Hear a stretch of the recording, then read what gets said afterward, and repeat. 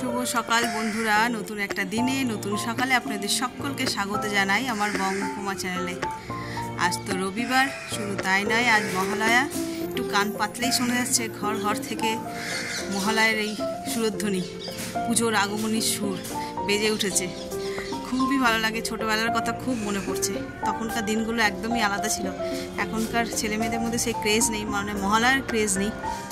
তো প্রত্যেকটা ঘর থেকে বাজছে, তোমরা হয়তো শুনতে পাচ্ছ। সকালে তো দেখলে আমাদের ঘরে বাজে, এখন সকালেই ঘড়িতে বাজে 5টা 10। তো সকাল সকাল উঠেছি, আর ওর বাবা যাবে মর্নিংয়ে ডিউটি, তো ওদের রান্নাও করতে হবে। শুধু তাই নয়, আজকে ঘরের সকলেই উঠে পড়েছে। তার কারণটা হচ্ছে যে মহালয়ার যে তর্পণ, সেই তর্পণ করে ওরা 4 ভাই। যেহেতু আমার বাবা নেই, মানে শ্বশুরমশাই নেই, তো ওই তর্পণ করা হবে, সেই জন্য সকাল সকাল সব উঠেছে। তো এরা গঙ্গায় যায় না, ঘরেই ঠাকুরমশাই আসেন, এসে তর্পণটা করায়। তো সেই জন্যই আর কি সবাই সকাল সকাল উঠেছে। উঠে 6:30 উনি টাইম দিয়েছে, উনি আসলে ঘরেই তর্পণ হবে। তো চলো আজকে দিনটাকে এখান থেকেই দারুণভাবে শুরু করি। আর গাছের ফুলগুলো সেভাবে ফোটেনি এখনও, যেহেতু রোদের আভাস বেরোয়নি, সেই জন্য এত ভালো লাগছে সকালটা। এখন তো ওঠাই হয় না, সেভাবে ছাদে আসাও হয় না। আর তো চারিদিকের পরিবেশটা এত শান্ত আর স্নিগ্ধ, হালকা এই মহালয়ার সুর বাজছে। তার মধ্যে পাখিগুলো, কাক বলো, শালিক বলো, টিয়া, পায়রা, সবাই যে আকাশ জুড়ে উড়ে বেড়াচ্ছে, এত অপূর্ব লাগছে। আর এই সব কিছু মিলিয়ে মিশে সকালটা যেন আরও সুন্দর হয়ে গেছে।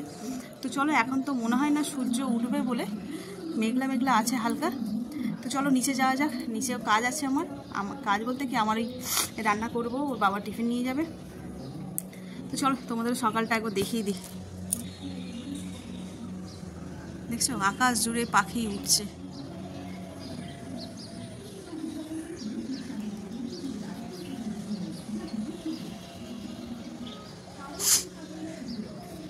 পুরো নিস্তব্ধ এলাকা, চারিদিকে ভেসে আসছে শুধু মহালয়ার সুর। এই যে গরম গরম সুন্দর ছোলার ডাল আমার রেডি, আর এদিকে লুচিও বেলা হয়ে গেছে। ব্যাস এবার গরম গরম ভাজবো। আর এখনও আসেননি ঠাকুরমশাই, আসতে দেরি আছে, 6:30 আসবে বলেছে, 6টা 10। তো উনি আসুক, কাজকর্ম হোক, ওটাও হতে খানিকক্ষণ টাইম লাগবে তর্পণ করতে। বাই দ্য টাইম আমার লুচি ভাজা হয়ে যাবে। চলো ভেজে নিই।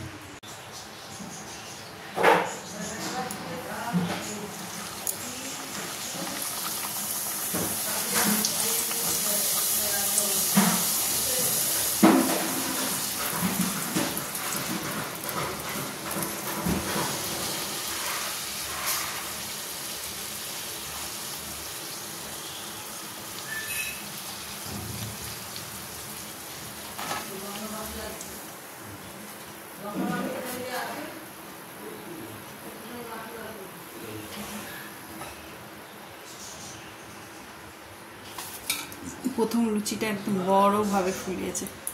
তেলটা ভালো গরম হলে লুচিটা ফোলে ভালো।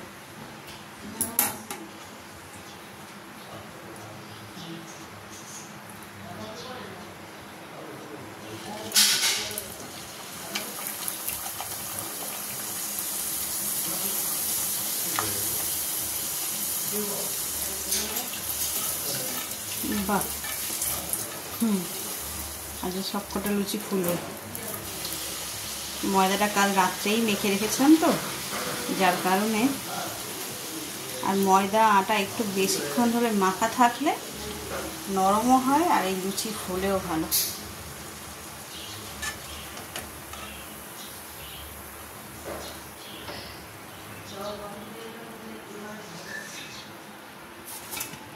সব লুচিগুলো ভাজা হয়ে গেছে। আর কি ফুলকো ফুলকো লুচিগুলো আজকে হয়েছে। আমার তো এদিকে হয়ে গেছে, ওদিকে ঠাকুরমশাইও এসে গেছেন। এর যোগাযাতি করছে, করে নিই, তারপর আপনাদের সঙ্গে শেয়ার করছি কিভাবে হয়। জানি না দেখাতে আছে কিনা, তাও এরকমই পারবো দেখাবো। নমঃ শ্রী হরি, নমঃ শ্রী হরি, নমঃ শ্রী হরি, হরি বল হরি, হরি বল। যমুনা চৈব গোদাবরী সরস্বতী নর্মদে সিন্ধু জলেস্মিন সন্নিধিং। নমঃ গুরুস্তম তর্পয়ামি নমো পরম গুরুস্তম তর্পয়ামি নমো পরাপর গুরুস্তম তর্পয়ামি নমো পরমিষ্টি গুরুস্তম তর্পয়ামি।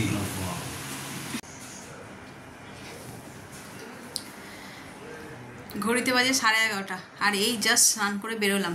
আজ যে সানডে না, সকালবেলা স্নান করিনি, কারণ কাচাকুচি থাকে অনেক, তো আগে ওই দিকটা সামলে নিলাম, নিয়ে তারপরে ওর বাবা অফিস বেরিয়ে গেল, তারপরে আমি স্নান করতে ঢুকলাম, কাচাকুচি করলাম, করে সব মেলে ঠেলে দিয়ে এই জাস্ট বসেছি।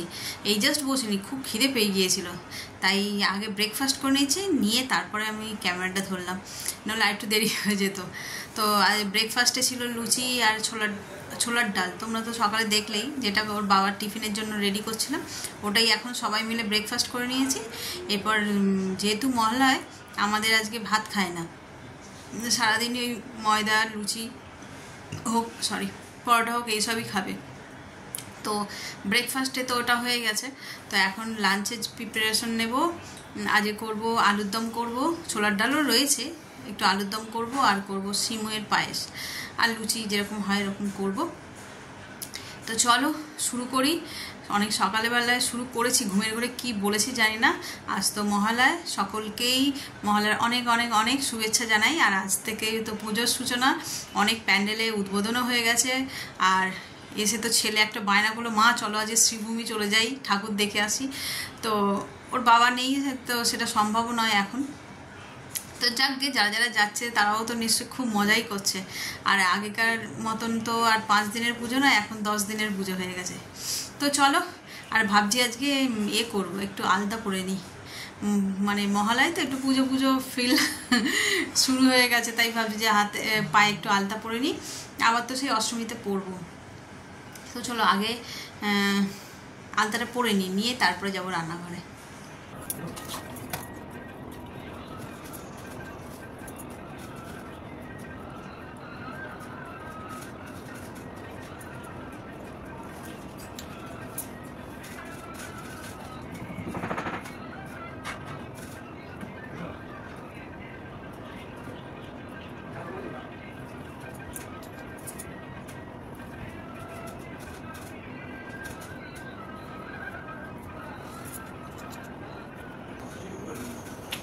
ওরা আছে, ওরা কি বই কিনতে যাবে? এই কবে যাবে? সেকেন্ড সেমিস্টারের বইগুলো কিনতে যাবে কবে? দেবে?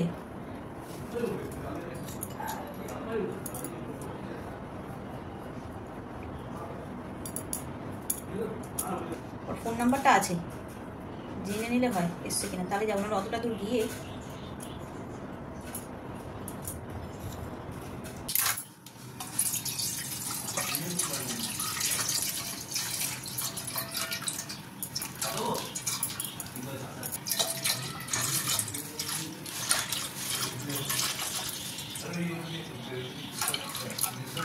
প্রথমে সিমুইটা করব, তার জন্য দুধটাকে গরম করে নিই। কটা এলাচ একটুখানি থেতো করে নিয়েছি, নিয়ে আর দিয়ে দেবো এতে।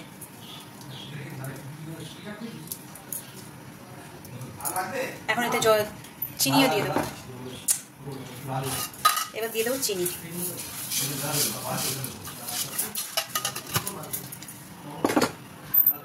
দুধটা গরম হোক, ততক্ষণ আমি কাজু কিশমিশটা একটু ভেজে নিই।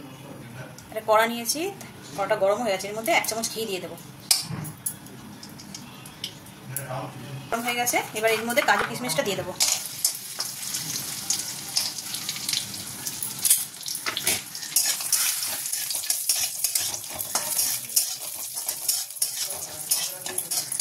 বেশি ডিপ ফ্রাই করবো না, হালকা একটু স্যালো ফ্রাই করে নিয়ে ছেড়ে দেবো।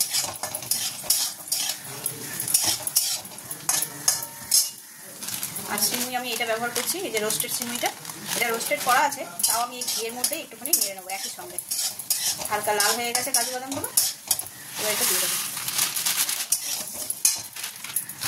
একসঙ্গে 2 প্যাকেট দেবো।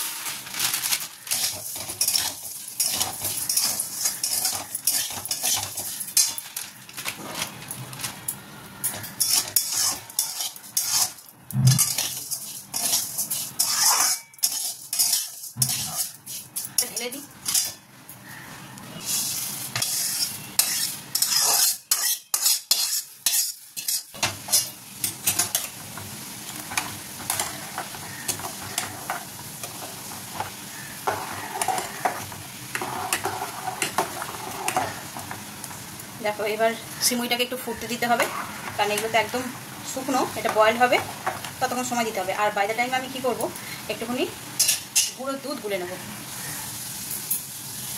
সিমুইগুলো বেশ ভালো সিদ্ধ হয়ে গেছে, ফুলে উঠেছে একদম, আর দুধটাও কমে গেছে। এবার যে আমি গুঁড়ো দুধটা গুলে রেখেছিলাম সেটা দিয়ে দেবো। এতে কি হবে, থিকনেসটা একটু বাড়বে।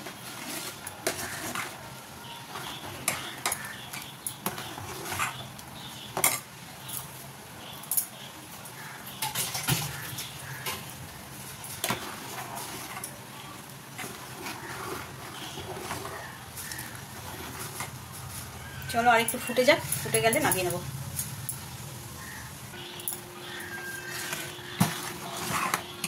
এটাকে এবার ঢাকা দিয়ে রেখে দিই, আর একটু জমে যাবে, থিকনেসটাও বেড়ে যাবে। চলো এবার এটা হয়ে গেছে, এবার করবো আলুর দম। ঘড়িতে 12টা বাজবে করছে, আশা করি হয়ে যাবে। করবো, তেলটা গরম হয়ে গেছে, এর মধ্যে দিয়ে দেবো নুন আর দেবো হলুদ।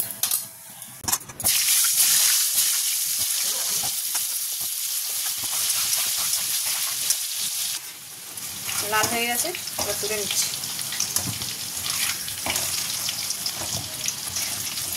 গরমই আছে, গরম তেলের মধ্যে এই কারি পাতাটা আগে ফোড়ন দিয়ে দেবো। অল্প সামান্য জিরে আর দেবো 2টো তেজপাতা।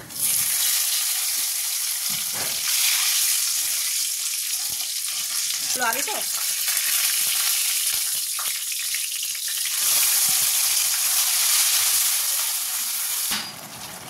এর মধ্যে গুঁড়ো মশলাগুলো দেবো, হলুদ দেবো, যেহেতু নিরামিষ আদা জিরে বাটারই হবে, আর অন্য কোনো মশলা পড়বে না।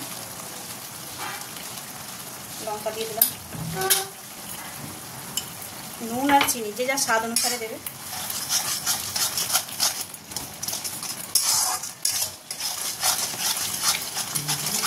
আবার একটু কষিয়ে নিয়ে তারপর আলুগুলো দেবো, দিয়ে আবার ভালো করে কষাবো।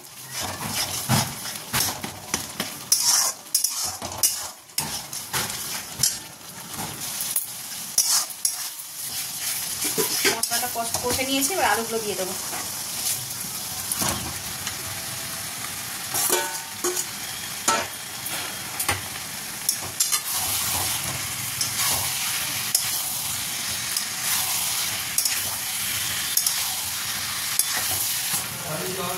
আর এটা এমনি চন্দ্রমুখী আলু, বেশি সময় লাগবে না।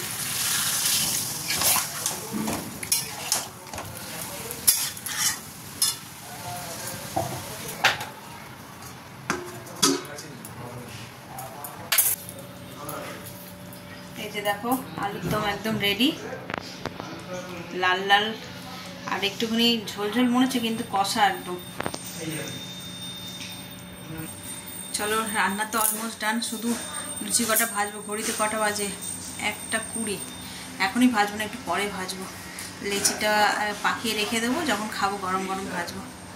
তো চলো, আজকের দিনটা তো বেশ ভালোই কাটছে, মহালয়া বলে কথা, আনন্দে হই হই করতে করতেই কাটছে। তো চলো বিকেল